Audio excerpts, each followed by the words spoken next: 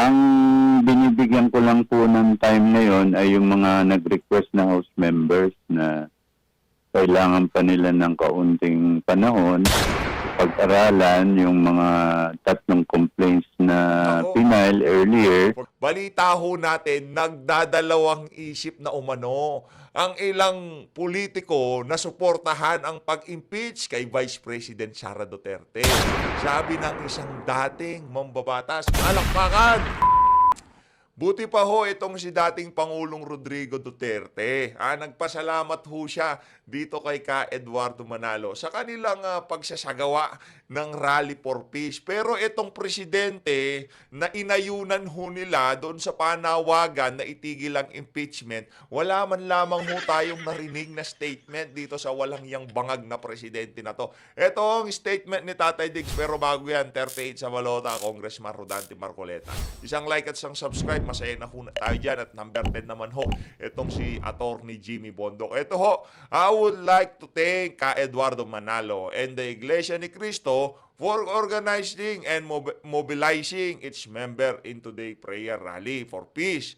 This is what our country needs in these critical times, not impeachment, not a waste of government resources, not self-serving schemes, not divisive action. We must unite. We must move forward as one. We must serve our people. Palakpakan ho natin ito si dating Pangulong Rodrigo Duterte. Ganyan ho talaga pag may hiya, no, di ba? Ikaw na nga ang inayunan, ikaw na nga yung kumbaga sa ano, yung sinasabi, yun ang pinaniwalaan ng ating mga kababayang INC. Pero wala man lamang ho tayong narinig ni katiting na statement dito sa walang yang bangag na presidente na to. At ito mga kababayan, magsasagawa din. Pambira ho talaga itong sundalong kanin na to. Oo. Talagang gusto ho nilang tapatan. Nakita ho kasi nila, kala ko bang minority naman ang INC rally, yung rally for peace. Akala ko bang konti lang sila. But ngayon natataranta ho itong sundalong kanin na to. Yung asong kahol na kahol dito sa administrasyon itong si Marcos Jr. Dahil sa nagdaang administrasyon, hindi ho yan nakapwesto. Hindi ho yan pinaniwalaan ng ating mga kababayan.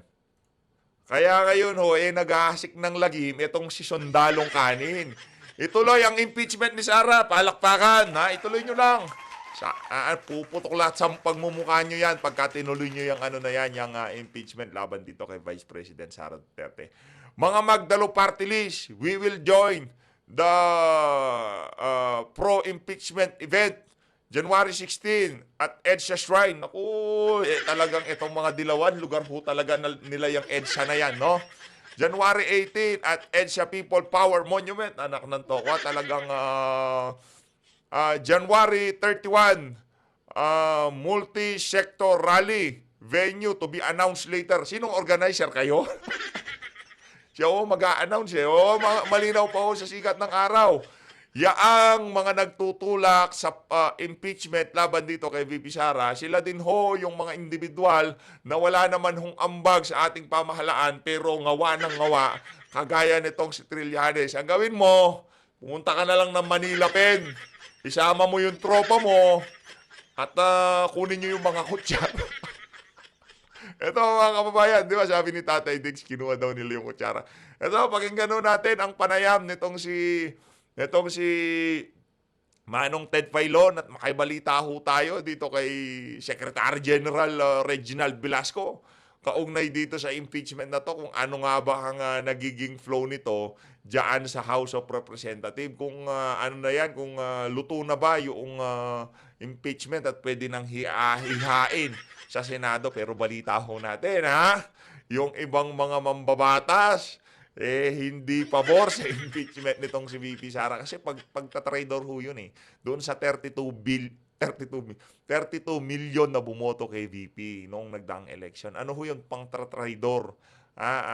Kumbaga, siguro naiisip nila, no, nanalo tong ali na to sa isang proseso na kung saan pinili siya ano siya, kumbaga pinakamaraming boto sa kasaysayan ng eleksyon sa ating bansa. 32 million ho. Hindi ho biro yun. Itong si Kong Dante, 40 million. Hindi nakita ni Gadon yung isang zero. No? Ito, pakinggan ho natin itong si Secretary General ng House of Representatives, Reginald Velasco. Ito, mga So kababayan. far po yung tatlong inihain na impeachment complaint, ano na po ang disposisyon ng inyong opisina muna? Yun po, ayos na po yung tatlo, no? Anytime pwede ko na po i-transmit kay House Speaker. Ang binibigyan ko lang po ng time na yon ay yung mga nag-request na House members na kailangan pa nila ng kaunting panahon pag-aralan yung mga tatlong complaints na Oo. final earlier. At of course, they're also planning to file another complaint, no? Yun po ang tinatawag nating fourth complaint na ang gusto po nila ay foolproof na complaint at maaari po na mas marami Full proof na complaint para daw wala nang kumbaga wala nang bulilyaso, dire-diretso ng Senado. yung nag-endorse. Bira. Kasi po under our rules, if 1/3 no, of the House members, that's about 103 members po ng House of Representatives, diretso na po sa Senado yun. Itatransmit na po sa Senado. Pagka nakuha nila ang 103 signatures no, or endorsers ng kanilang complaint. So, maaring ganun po yung balak ng iba nating House members. Opo, that's really a new development. Ano po, kasi ngayon nagbigay ho kayo ng detalye na yung third mode ang pwede pong gawin nito pong mga kongresista na kumausap po sa inyo. Ano po, bago Opo, opo. Sige, so ito po yung kumbaga mas mabilis na pamamaraan para maipanik sa Senado ang impeachment complaint. Yung Opo, kasi the moment nag-submit po sa akin ng complaint, tapos be-verify po natin individually yung nakapirma no, or nag-endorse na House members, pwede na po ang mag-desisyon ng plenary na idiretso na yun sa Senate po. Wala na pong referral sa Committee on Rules and then Committee on Justice, which will really take time. yun ho ang Opo, iniiwasan para ho nila. mas maintindihan po ng ating mga kababayan, dito po yung third mode na pinag-uusapan natin na SecGen. So sa pangangala po nila ng endorsement, ano po, at Maliwanag pa ho sa sikat ng araw, talagang palong-paluho itong mga congressman na to. Gustong-gusto na ho nilang diretso sa Senado, yung impeachment na yan. Kung kaya lang ho nilang gawin yan nung nagdaang taon, ginawa na ho nila yan. Pero, subalit na tapwat, ito ho ang ating mga impormasyon na nakagilap sa social media. Balita ho natin, nagdadalawang isip na umano ang ilang politiko na suportahan ang pag-impeach kay Vice President Sara Duterte. Sabi ng isang dating mambabatas, palakpakan! Yan ho ngayon ang problema nitong si Tambaluslos. Nagdadalawang, kayo ba naman makita nyo naman yung puwersa, yung puwersa ng mga kababayan nating INC. Naku, napakatindi. Kaya naman ngayong mga panahon na to, kung ako, politiko, nakita ko yung naging pagkilos ng mga kababayan nating INC. Marami pa daw hindi dumalo Konti pa lang daw ho yun. Siyempre, hindi naman pwede pagka ikaw may trabaho at meron kang binubuhay. Ano naman yun, kumbaga, voluntaryong pagsama. Pero yung voluntaryo na yun, nakakatakot pa rin ho mga kababayan. Diyan pa lang ho sa Quirino Grandstand, mahigit milyon na daw ho ang dumalo dyan. Iba pa ho yung sa iba't ibang bahagi ng Pilipinas. Kaya kung ako politiko at yung panawagan ng INC kapayapaan at itigil niya ang pagsasayang ng government resources dyan sa impeachment na yan, magdadalawang isip na ho akong suportahan yung impeachment na yan dahil automatic ho, X ho kayo kung saan distrito, kung ano mang pwestong tinatakbuhan nyo, X na ho kayo sa mga kababayan nating INC. Ito, tuloy ho natin tong si Sheikh Gen Reginald Velasco. Pakuha nga po sila ng 1/3, no, o 1/3 sa kabuang miyembro ng Kamara. Ito po ay manifestasyon na hindi na rin po kinakailangan pang idaan sa inyo o sa tanggapan ng Speaker, kung hindi dadalhin na lang po sa plenaryo para sa kanya pong ratifikasyon. Ganun po ba yon? Dadaan po sa aking opisina dahil i-verify po namin kung yung talagang nakapirma ay yung tao na yon. Okay, opo, opo. Hindi naman mahirap yun. Mm-mm. Magtatawagan lang kami o yung iba pupunta sa aking opisina. Mm-mm. And then sasabihin sa akin, ako yan nakapirma na yan. And I am endorsing that complaint. Opo, opo, opo. Oh, That can take a few hours lang po. Opo, opo. maging itong si Secretary General Reginald Velasco, ramdam ko din yung eagerness niya na maibigay na ang bola sa mga senador. Kasi pag napunta na sa Senado, dire-diretso na eh. Kumbaga, wala nang ano yan. Kumbaga, ano na yan, on track na yan. Parang train yan, na wala nang liku-liku yan. Dire-diretso na yan, ika nga. Yun ho, ang ini-aim ho ngayon ng mga walang yang congressman na to. Na maipasa na ang bola dito sa mga senador. Mapag-usapan na. Pero, napakagandang ano ho niyan diyan magkakasubukan ho talaga mga kababayan. No? Sa bagay, kagabi, nagpatawag sila ng ano sa Malacanang. Loyalty check sa mga senador. Pero meron ho tayong isa senador doon na kung saan tahasan niya ng ibinigay ang kanyang boto na no to impeachment ang kanyang magiging boto kung sakaling mapunta sa Senado yung impeachment dito kay Vice President Sara Duterte. And then, kapag Senator po na-verify ninyo ang lahat ng mga lumagda doon po sa naturang impeachment complaint na ito, hindi na po ito ipapanig pa sa Speaker's Office, kung hindi idadaan na po ito sa plenaryo para po sa kaukulang pong approval, kumbaga. Opo. Okay, opo. Sige. Kasi po yung normal route po, I will transmit to the Speaker. The Speaker's 10 session days to refer it to the Committee on normal. Rules, no? Ang pinapaliwanag ko ni Sec. Gen dito, yung normal na proseso, yung talagang uusisain, titignan, kumbaga pag-uusapan, pagdidibatihan, para hindi magmukhang tanga yung mga congressman, di ba? And then Committee on Rules, bigay po yan sa plenary. Plenary refers it to the Committee on Justice. The Justice Committee has 60 session days to decide, no? 60. Which to recommend to the plenary, no? And then plenary, pwede magkaroon pa ng discussion dyan, debate, kung i-refer na yan sa Senate or yun po. So, by the time matapos po yung proseso na yun, baka kapos na po yung oras. Kasi we have only a few remaining sessions dito sa 19th Congress, no?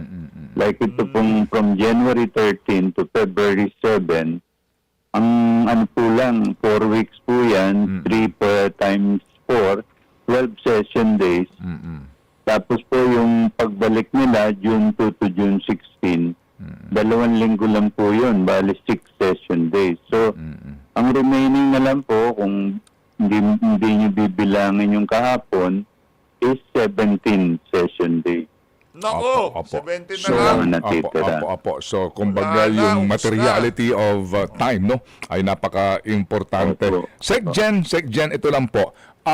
Theoretically po, kung sakasakali po na wala ang fourth complaint at yung third mode na iyan, meron ba kayong sa inyo, palugit sa inyong panahon to act on the three complaint para po sa actual na referral nito and yung disposition na po ng speaker dito po sa complaint na ito at maging sa Committee on Justice para po magkaroon ng closure itong isyong ito.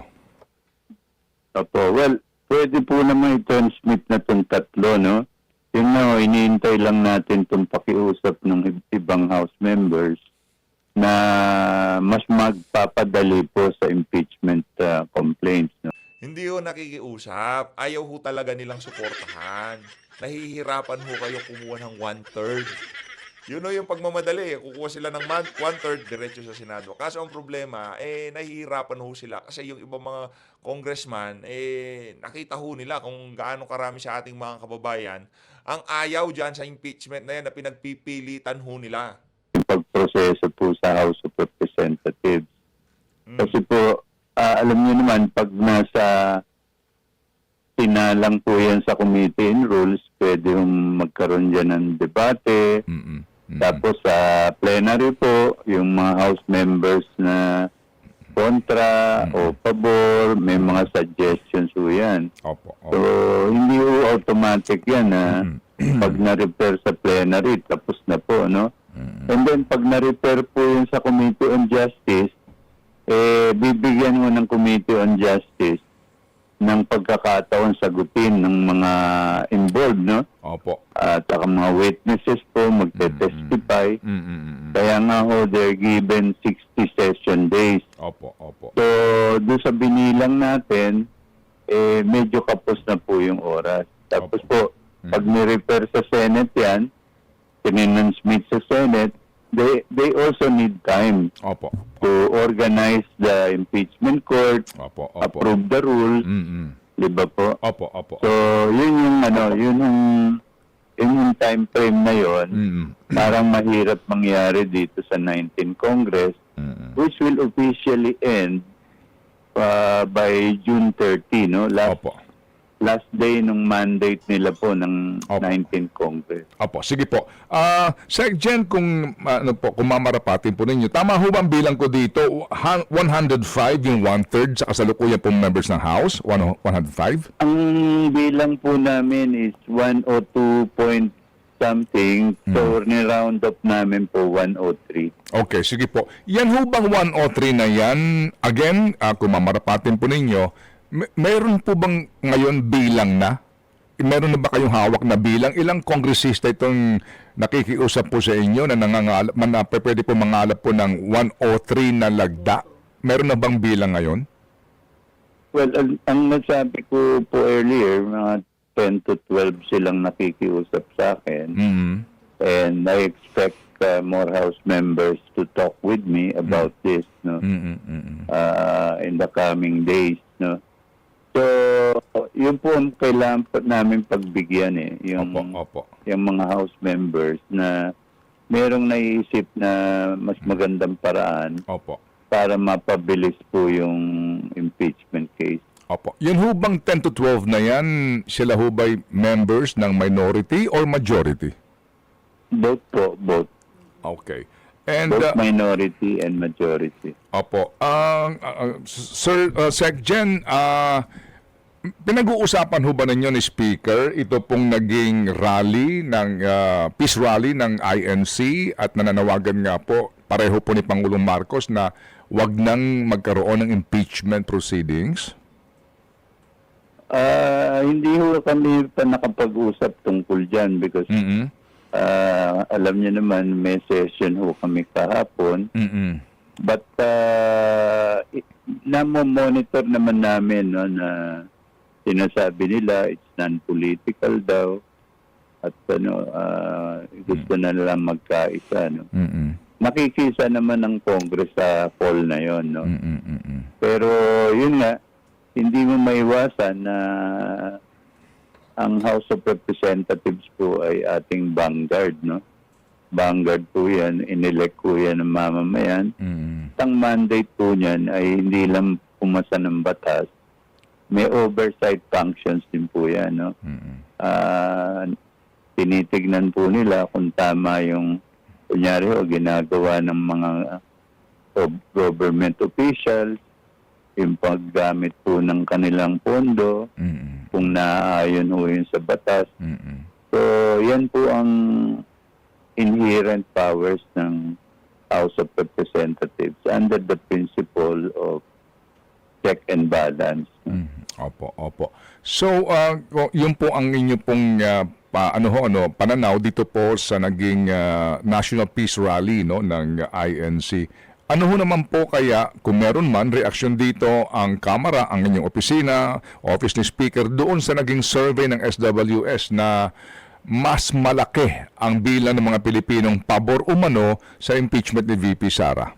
Nako, yan. Siyempre, itong si Secretary General Reginald Velasco, mabigay siya ng malupitang statement. Pakinggan I natin. think yun yung nag-encourage dito sa mga House members to talk to me and say, wait for our complaint, no? Or wait for the court complaint that we will endorse.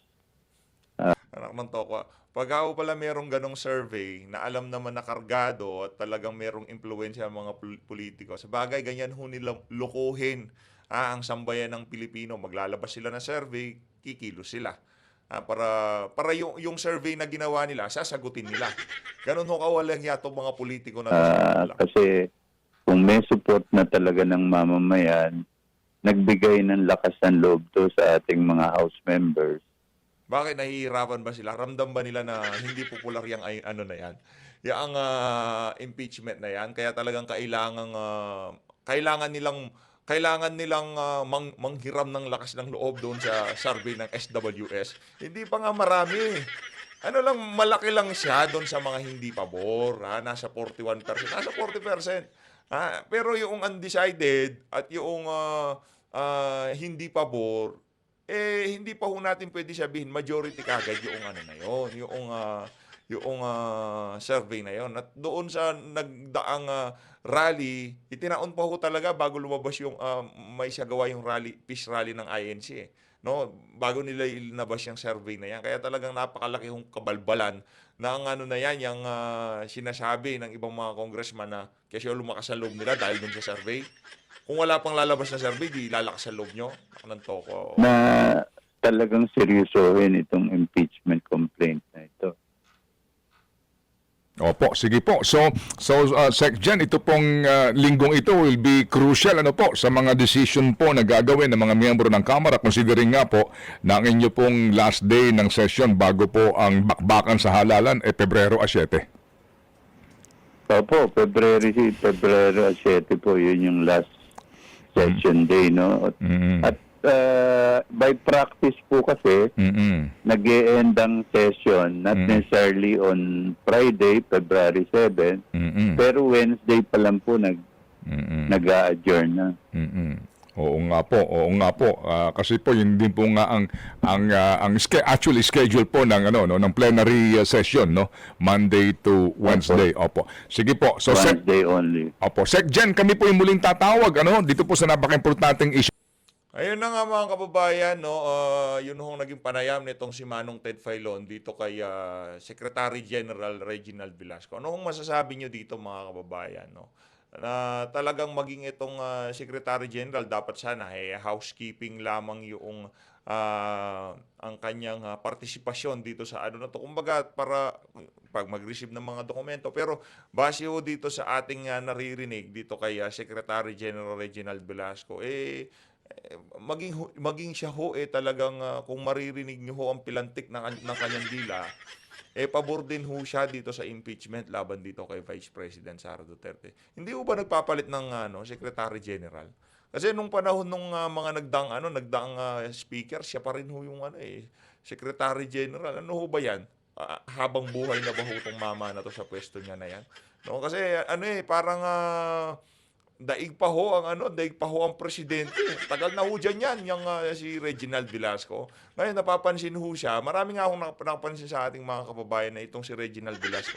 Napaka-bias ho niya. Sa bagay, amo niya nga naman pala itong si Speaker Martin Romualdez. Kung anong gustong mangyari nitong si Tamba, yun lang ho ang gagawin niya. Pero sana naman, sa mga susunod mong panayam, sir, wag naman ho kayong magpahalata na yung kabayasan nyo.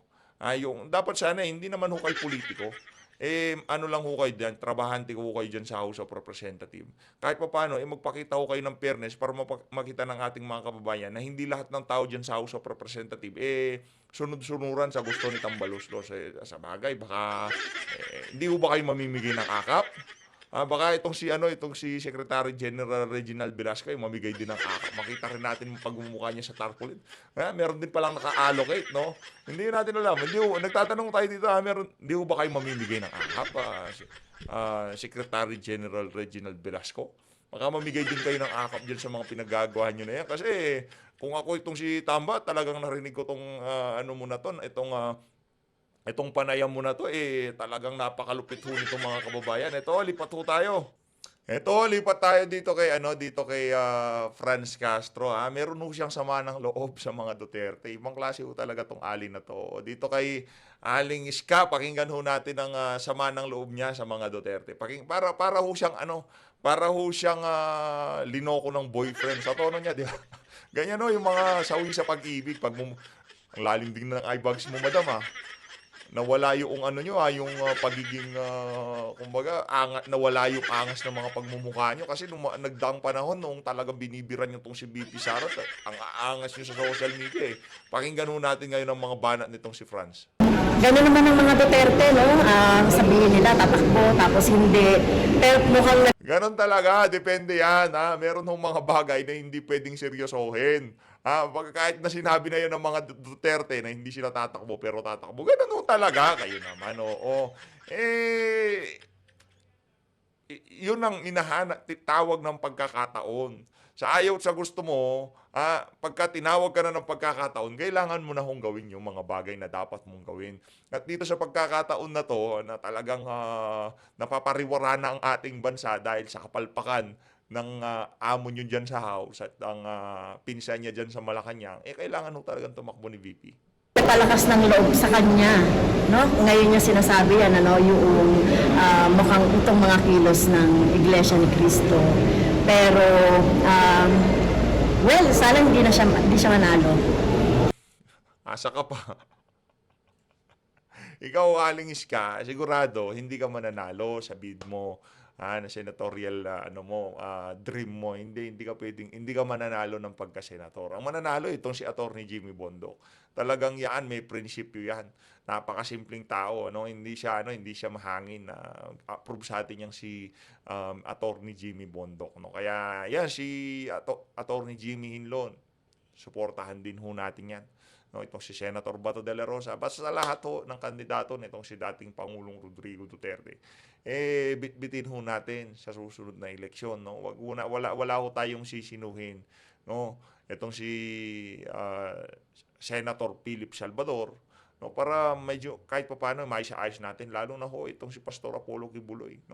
Ano lang yan, kumbaga, kahit na itong si Attorney Vic Rodriguez, 55. Si Pastor Apollo Kibuloy, kahit na pinagdudusahan ho niya yung mga gawa-gawang aligasyon sa kanya,